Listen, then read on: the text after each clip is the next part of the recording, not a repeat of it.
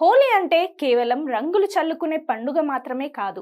భారతదేశం సంస్కృతుల వైవిధ్యాన్ని చూపించే అద్భుతమైన వేడుక. ఉత్తరప్రదేశ్లోని మధురలో భక్తి, ఊరేగింపులు కలిసి పండుగను ఆధ్యాత్మికంగా మార్చేస్తాయి. బృందావనంలో పూల హోలీ ప్రత్యేకం కాగా, బర్సానాలో మహిళలు కర్రలతో సరదాగా ఆడే లాత్మార్ హోలీ ప్రపంచవ్యాప్తంగా ప్రసిద్ధి. రాజస్థాన్లోని జైపూర్, ఉదయ్పూర్ ప్రాంతాల్లో రాజసం ఉట్టిపడే హోలికా దహనం పర్యాటకులను ఆకట్టుకుంటుంది. ఆధునిక వేడుకల కోసం ఢిల్లీ, ముంబై నగరాలు యువతకు హాట్ స్పాట్లుగా మారాయి.